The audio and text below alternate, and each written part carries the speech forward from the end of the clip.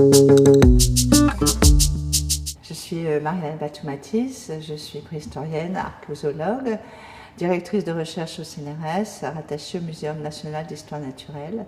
Et j'ai la joie de vous accueillir ici à l'Institut de paléontologie humaine à Paris. Alors, la question des femmes m'est arrivée assez tardivement dans ma réflexion, parce que ça fait un petit moment que je travaille en préhistoire. Je me suis beaucoup intéressée au comportement, et notamment au comportement des Néandertaliens. Et c'est vrai qu'en travaillant sur les Néandertaliens, j'ai vraiment vu qu'il y avait toute une espèce d'infériorisation par rapport à lui. Donc j'ai travaillé un peu cette question-là dans des livres précédents. Et c'est vrai que j'ai rencontré ce 19e siècle où on infériorisait les races humaines, comme on disait à l'époque. Je me suis aperçue, en fin de compte, que la femme était aussi infériorisée, c'est-à-dire que dans chaque catégorie, il y avait donc les femmes étaient plus inférieures que les hommes, et il y avait vraiment cette constance, et qu'on avait fait ça aussi, ces classifications, pour les fossiles, donc pour les Néandertaliens inférieurs à Sapiens. Et donc je me suis intéressée à ce moment-là en disant, vraiment il faut essayer de comprendre pourquoi, en fin de compte, on a ce regard, on a perpétué ce regard sur l'infériorisation de certaines races fossiles comme les Néandertaliens. Et en même temps, je me suis dit, il faut que je fasse toute une recherche sur les femmes, parce qu'on ne parle pas des femmes, c'est très rare. Dans toutes les années d'études et de recherche que j'ai faites, c'est vrai qu'on dit toujours l'homme, alors on nous dit oui, mais c'est générique, c'est-à-dire qu'il y a un grand H. Oui, mais je suis désolée, quand on parle, on appelle le grand H. Et puis je me suis rendu compte aussi qu'on attribuait des activités aux hommes et aux femmes, et notamment aux hommes, c'est-à-dire que les grandes innovations de la préhistoire, très souvent, on disait ce sont des hommes, et des hommes au sens des mâles. Par exemple, pour la taille des outils. Moi j'ai toujours appris, j'ai toujours vu les documentaires et tout, c'était les hommes. Les pins de Lascaux, ce sont des hommes.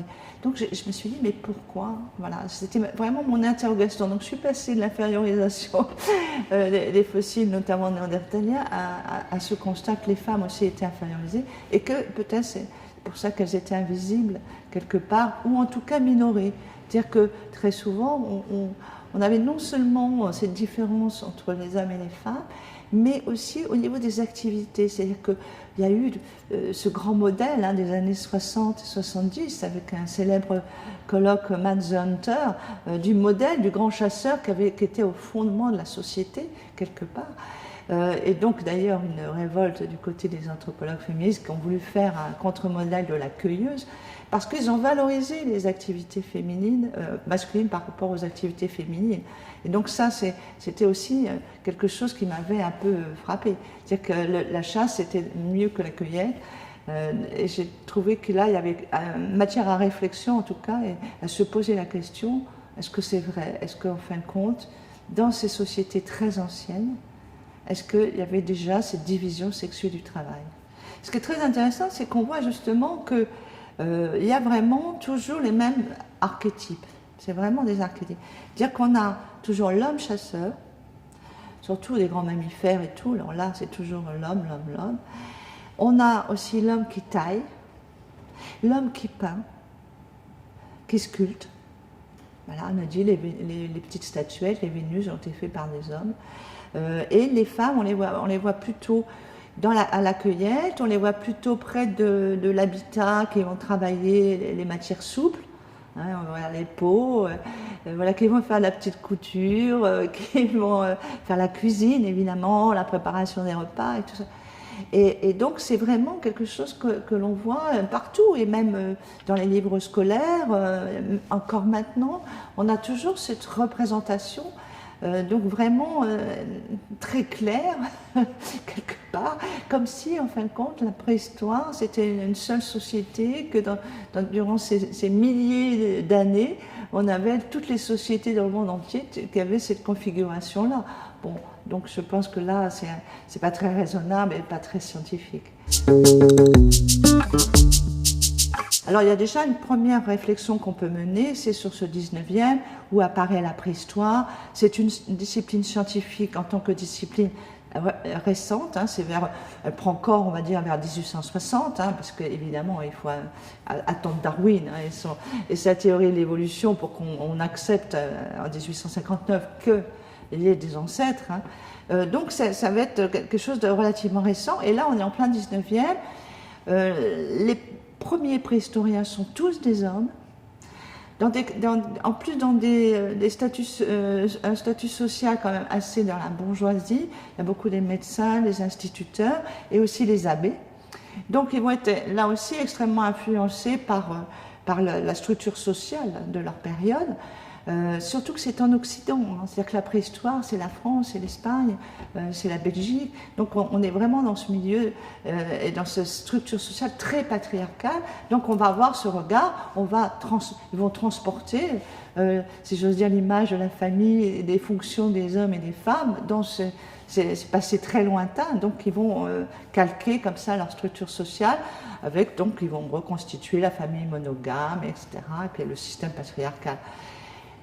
Et après, on va voir que, bien sûr, au fur et à mesure, les choses vont un peu changer, mais on va rester dans ces archétypes parce qu'à ce moment-là, les chercheurs vont se tourner au XXe siècle, surtout à partir du milieu du XXe siècle, vers le comparatisme.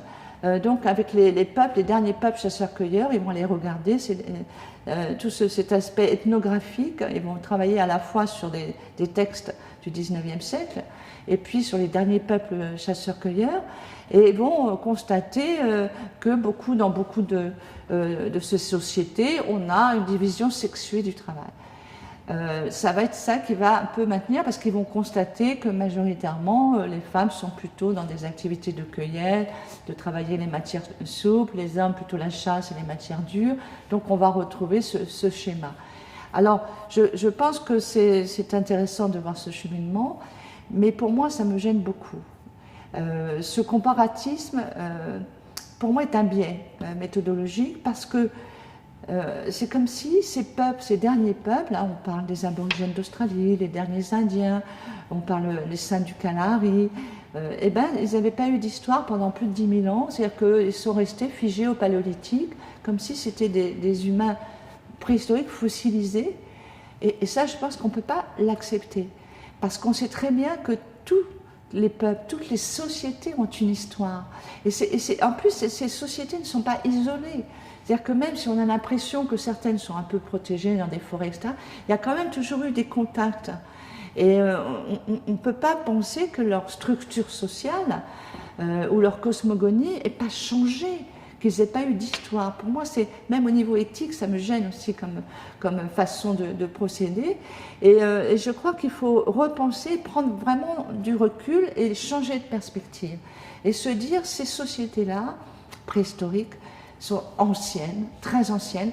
En plus, là, on parle pour la plus ancienne des peuples au paléolithique qui sont chasseurs-cueilleurs nomades, donc ils sont très proches de la nature. Dans la nature, ils sont des prédateurs, ils prennent tout dans la nature. Donc c'est un mode de vie très différent d'une autre. Et je crois que de vouloir absolument toujours mettre du modernisme dans ces sociétés, je pense que ça peut nous conduire à des erreurs. Et sur cette question de la division sexuée du travail, savoir est-ce qu'il y avait déjà des tâches masculines, féminines, je crois qu'il faut être extrêmement prudent, parce qu'on n'a quasiment pas de témoignages archéologiques. C'est très difficile, dans l'état actuel de nos connaissances, de nos moyens d'investigation, de faire parler les vestiges, parce qu'il faut partir du terrain. Ces vestiges, c'est quoi? C'est des os, c'est des outils. Donc c'est pour l'instant, à mon avis, extrêmement difficile de les faire parler. Je crois qu'on ne peut pas généraliser et arriver à des conclusions en disant telle activité est féminine, telle activité est masculine. Parce que, je le répète, c'est multiple. Il y a plein de sociétés différentes. Si on va prendre par exemple des Néandertaliens jusqu'au Sapiens en Europe, paléo, on va brasser 400 000 ans, on va faire une région énorme. On ne peut pas imaginer que les sociétés, on le voit bien au niveau de la culture matérielle, elles sont différentes. Donc pourquoi voulez-vous qu'elles aient elles aussi les mêmes structures sociales? Donc je crois qu'il faut être très prudent. Pour l'instant, on ne sait pas grand-chose, voire pas quasiment rien. Qui taille l'outil? On peut dire plein de choses sur l'outil. Sur un biface, on peut tout raconter, qui l'a fait, l'âge, Mais en fin de compte, qui le tenait, qui a taillé, on ne peut pas. Donc je crois qu'il faut être extrêmement prudent parce qu'on n'a pas les preuves scientifiques archéologiques. Et que tout ce qui est déduit, la plupart, c'est basé sur ce comparatisme avec les sociétés.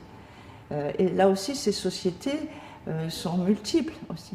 Et très souvent, il y a des régions en Asie, en Afrique, bon, qui donnent des choses différentes. Donc, bien sûr, globalement, peut-être que maintenant, mais c'est maintenant. Et elles ont eu, je le répète, parce que c'est pour moi extrêmement important, elles ont toute une histoire. On ne peut pas calquer, on peut s'inspirer.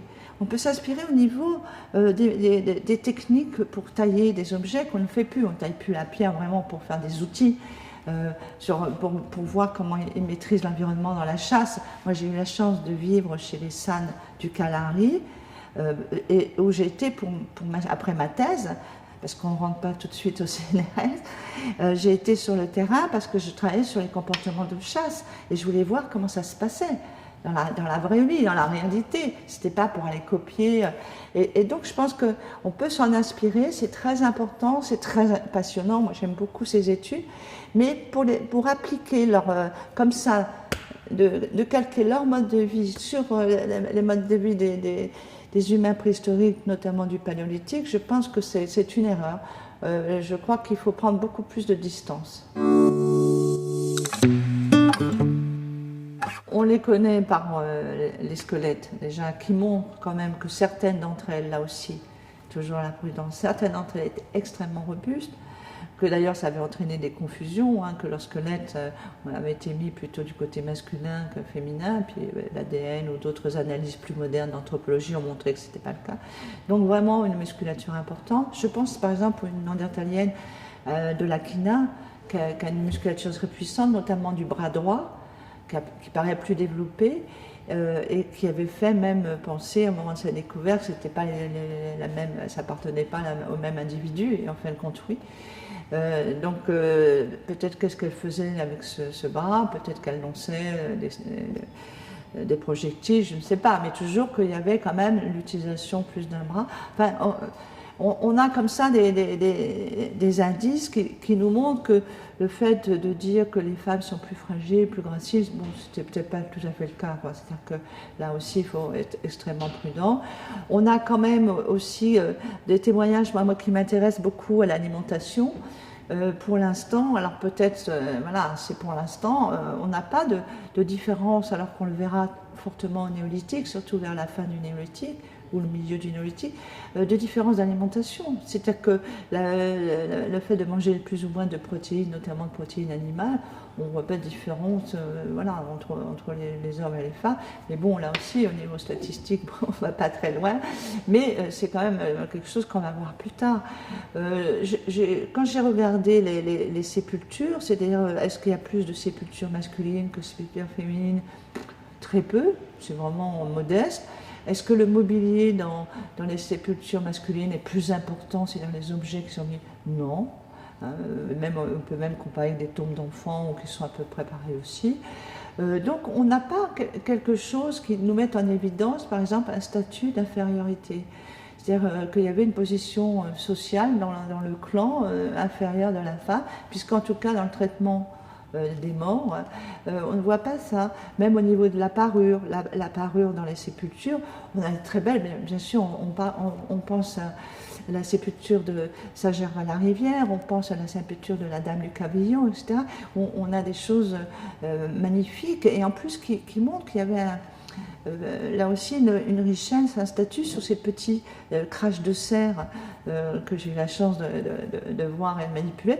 C'est quand même très intéressant parce qu'il n'y avait pas de cerf dans la région, ça vient forcément plus au sud. On voit très bien que voilà, cette personne, cette femme, donc avait un statut tout à fait, peut-être même un peu élevé dans le clan. En tout cas, c'est pas du tout quelqu'un qu'on a enterré comme ça, sans rien. Donc, voilà, on n'a pas, si vous voulez, de preuves, de témoignages de cette maltraitance, entre guillemets, je fais exprès ce mot très fort, des femmes par les hommes. On ne voit pas cette soi-disant ce système patriarcal qui remonterait jusqu'à ses origines-là très anciennes et tout. On n'a pas du tout de preuves de la subordination des femmes. Moi, je pense que ce sont des termes qui sont très modernes. Et il faut l'enlever. Je pense que le système patriarcal est quelque chose de bien connu, qui est fort, c'est la domination des femmes par les hommes, et c'est dans les textes. Ça commence déjà dans la Familia, ça commence déjà dans le code romain, et ça sera jusqu'au code Napoléon qui va alors là bien enfoncer la subordination, le côté mineur, etc. Donc c'est quelque chose qui est inscrit dans les sociétés occidentales, et qui est bien inscrit. Et donc là, je pense qu'on ne peut pas, à mon avis, là aussi, directement dire que c'était des sociétés patriarcales. Mais je veux dire, sur quoi on peut, pour dire ça, il n'y a rien, mais rien du tout qui le montre. Et à l'inverse, il n'y a rien qui montre de société matriarcale. Voilà, on ne peut pas savoir, parce qu'il y a eu des hypothèses, les sociétés matriarcales ont été avant les sociétés patriarcales, remplacées, hein, et tout ça, mais là aussi on n'a pas, parce que matriarcal ça a été inventé, c'est un terme qui est le versus de patriarcal, que les femmes auraient dominé. On a eu beaucoup dans l'histoire de sociétés matrilinéaires, énormément, en Asie, en Afrique, en Europe, on a eu des sociétés matrilinéaires. Mais il n'y a pas, matrilinéaire ne veut pas dire domination au niveau de la société des hommes par les femmes, pas du tout. Là, c'est la transmission, notamment la transmission du nom, la transmission des savoirs et des savoir-faire, la transmission des biens quand il y a quelques biens. Donc c'est tout à fait différent.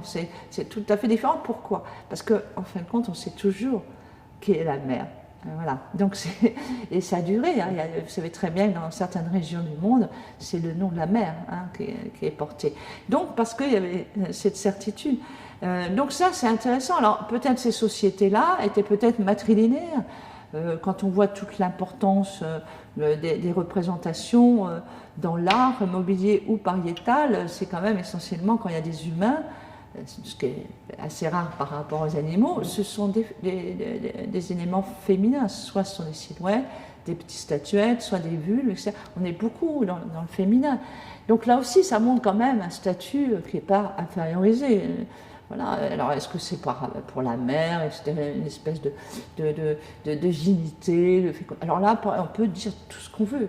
Je pense que là aussi, ces statuettes qu'on retrouve dans toute l'Europe jusqu'à Malta, il y a plein de diversité. C'est sur 25 000 ans, pardon, sur 25 000 ans, ces statuettes, forcément que les motivations pour leur réalisation ont varié au niveau espace géographique et dans le temps. Et peut-être qu'il y a eu des statuettes qui ont été faites par des femmes. Pourquoi que ça serait par des hommes, comme on nous l'a longtemps fait croire? Donc ça peut être aussi par des femmes dans certaines sociétés. Donc tout ça montre que quand même le féminin, il n'est pas caché, il n'est pas écrasé, on n'a pas de preuves du tout. C'est pas uniforme, c'est pas unilinéaire, donc ça change beaucoup selon les sociétés, les statuts des femmes et selon les régions. Donc c'est pour ça que je pense que dans ces études, il faut partir vraiment en disant on ne sait pas, même si on sait certaines choses. C'est-à-dire qu'on ne sait pas, parce qu'à ce moment-là, on va chercher les méthodes. Et ça, c'est très très important. Je vois en archéologie, il y a des questions qu'on se posait avant. Moi, quand j'ai commencé à travailler sur ça, il y avait une grande question parce qu'il y avait Binford. Alors, Binford, c'était un anthropologue américain qui voulait absolument que tout ce qui était avant l'Homo sapiens, c'était des charognards, c'était des capacités cognitives très réduites, etc. Il n'y avait que Sapiens qui était le grand chasseur, les autres c'était des charognards. Et en fin de compte, pour montrer qu'il n'en était rien, on a développé tout un tas de méthodes. Et par exemple, c'est un mot un petit peu savant, mais il faut montrer qu'il y a des sciences dans ces questionnements. J'ai développé ce qu'on appelle en France la taphonomie. Donc j'ai essayé de montrer, de faire toute une analyse sur les traces sur les os d'animaux et tout, pour montrer qu'il y avait eu de la chasse. Donc ça a été quelque part positif, c'est-à-dire qu'on nous disait c'est comme ça parce que voilà, c'est l'évolution, hein, Sapiens, nous, c'est mieux bien sûr que nos prédécesseurs. Et du coup, ça nous a fait travailler sur comment mettre en évidence chasse ou charognage. Et on a beaucoup travaillé, et encore maintenant, il y a des cours voilà, où on travaille sur ces questions, on montre aux étudiants comment séparer les deux. Et ça, c'est des données importantes. Et ça nous a fait voilà, réfléchir. Alors peut-être que sur cette question de la mise en évidence de la division sexuée ou pas, enfin en tout cas la division des tâches, ça peut être aussi social, enfin on peut imaginer plein de choses, surtout après au néolithique. Je pense que c'est intéressant, il faut partir en disant voilà, voyons comment on peut le mettre. Et pas partir avec des archétypes, des préjugés, des présupposés. Quand on me disait non, les femmes préhistoriques ne rentraient pas dans les grottes, elles étaient à l'abri, bien sûr, sous l'abri ou à l'entrée, tout, mais elles ne pénétraient pas, donc elles n'ont pas pu faire les peintures. Elles n'allaient pas au fin fond des grottes. Comment on peut, sur quoi on s'appuie pour dire des choses comme ça? Donc non, on ne sait rien, caricatural. On sait peu de choses et on essaye de trouver des méthodes. Alors c'est très difficile parce qu'on a quelques pas, mais malheureusement on peut séparer que enfants et adultes. Donc c'est délicat, puis en plus souvent c'est pas qu'on a, c'est des gens qui ont glissé, en plus voilà, donc parce que ça devait être assez argileux, assez voilà, et malheureusement là on n'a pas vraiment identifié. On a identifié en plein air, je reviens à mes chers néandertaliens à Roselle, hein, donc sur la grande plage où il y a eu beaucoup de néandertaliens qui ont marché, là on a pu faire des études, il y a des thèses justement pour montrer les pieds d'adultes, féminins ou masculins, les enfants, enfin bon. Donc là, je pense que ça va, là, on va avoir d'un seul coup plus de données. Mais là, pour les traces que l'on a, malheureusement, on n'a pas beaucoup d'indicateurs.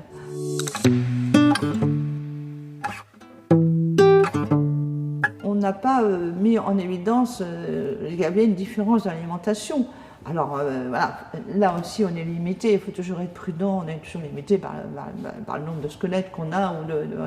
Mais en tout cas, c'est pas du tout, mais contrairement à ce qui a été montré au néolithique, où là on voit, surtout à partir du néolithique moyen et final, on a déjà des différences d'alimentation, une alimentation plus protéinée pour les hommes que pour les femmes.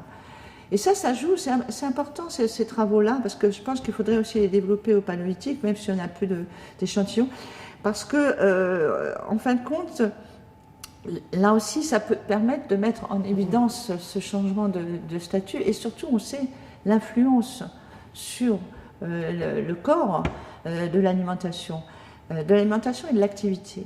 L'alimentation, en fin de compte, si vous avez un régime très très pauvre en protéines, et notamment les protéines très fortes, il y en a aussi végétales. Hein, il y a pas, bon, dans les périodes glaciaires, il n'y a pas beaucoup de noix et de noisettes. C'est pour ça qu'on est plutôt dans des protéines animales et on le voit bien avec la biogéochimie. Mais disons plus tard, on peut, voilà. Mais quand on met en évidence qu'en fin de compte, c'est vraiment des protéines, qu'elles soient végétales ou animales, qui sont moins importantes, au niveau de la taille, du poids, etc., de la musculature, vous allez forcément avoir là aussi des corps plus chétifs, c'est un peu fort, mais en fin de compte, moins robustes. Il va y avoir vraiment une apparence, un physique qui va être plus gracile, etc. Donc ça, c'est quand même, on le sait bien que l'alimentation va jouer. Ça joue encore dans certaines régions, malheureusement, de sous-alimenter. Et donc, on voit que les enfants ne grandissent pas, etc. Bon. Donc c'est important. Et aussi, le côté activité. Si on vous cantonne à faire des activités qui sont toujours entre guillemets domestiques, c'est-à-dire près du domus, près de la maison, près du campement, etc., ben là c'est pareil. Vous allez faire de la graisse, mais vous n'allez pas faire des muscles. Donc vous voyez comme quoi on peut, là aussi, par du culturel, jouer sur le biologique et sur l'anatomie.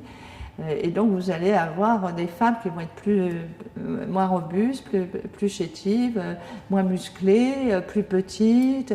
Donc ça va jouer sur tout ça.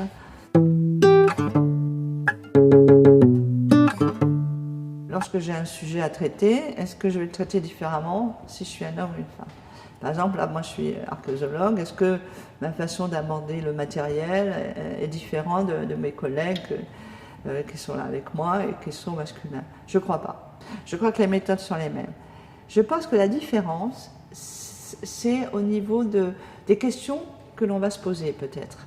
C'est-à-dire qu'on va peut-être, parce que justement nous sommes dans notre société telle qu'elle est, voilà, où on peut s'interroger sur la place des femmes, sur le rôle des femmes.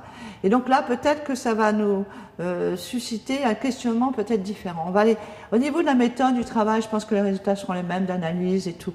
Après, peut-être que dans le questionnement, c'est-à-dire que quand on va s'interroger sur aller un peu plus loin, savoir si là on ne peut pas mettre en évidence si c'est plutôt une femme. Là peut-être ça viendra plus facilement, peut-être à une femme. Mais je ne suis pas certaine de ça.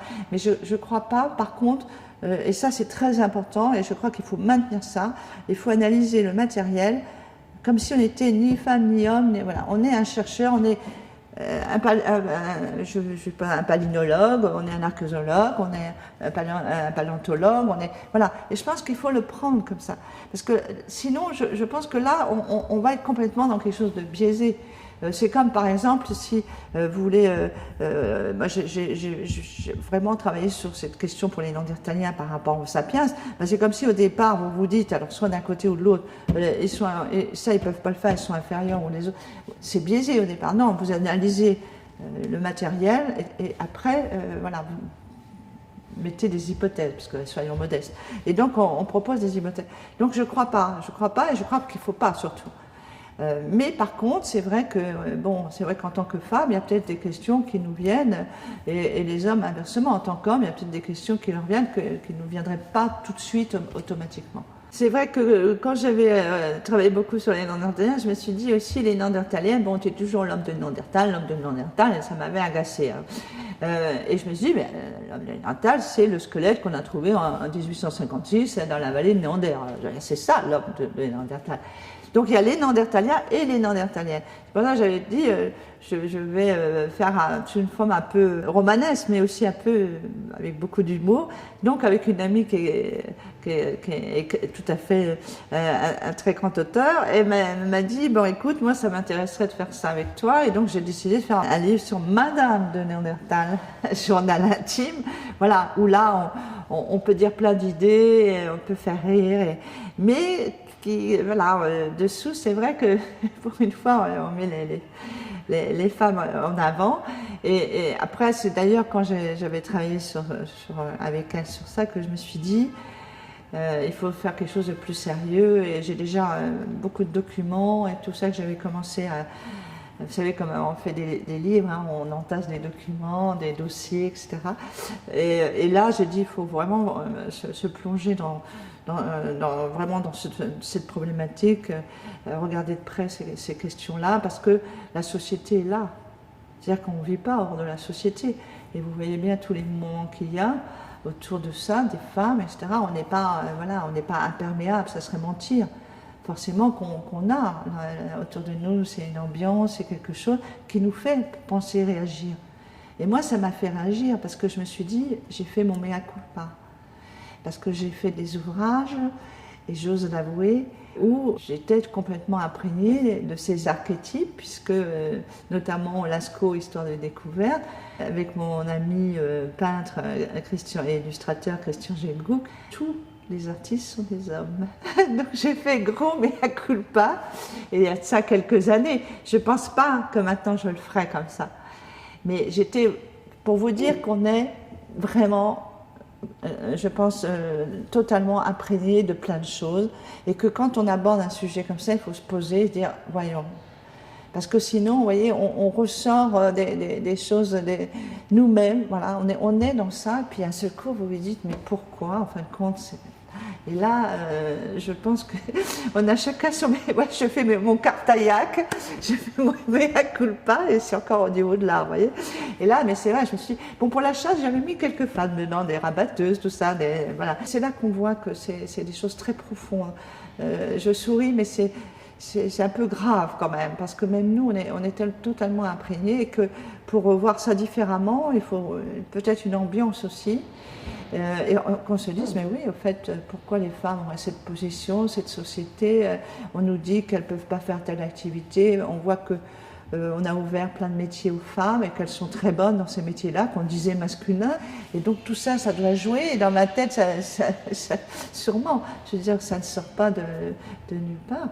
Mais vous voyez, moi, j'étais tout à fait imprégnée. Je pense qu'il y a quelque chose qui est quand même un poids très important de ces représentations elles sont tellement ancrées, parce qu'elles ont été à la fois, c'est ce que j'explique dans mon dernier livre, à la fois une construction savante de l'infériorité des femmes, une construction, ce que j'appelais inférieure par ordre divin, c'est-à-dire que les textes sacrés, les textes religieux, etc., la femme était toujours subordonnée à l'homme, et ça. Plus au 19e, donc les discours médicaux, la femme va devenir, fin 18e et 19e, va devenir inférieure par nature, c'est sa biologie, sa nature. Voilà, c'est là qu'on fait toutes les mesures, c'est là qu'on fait malheureusement le racialisme. Et donc, il y a tout ça qui se construit et qui va en plus être repris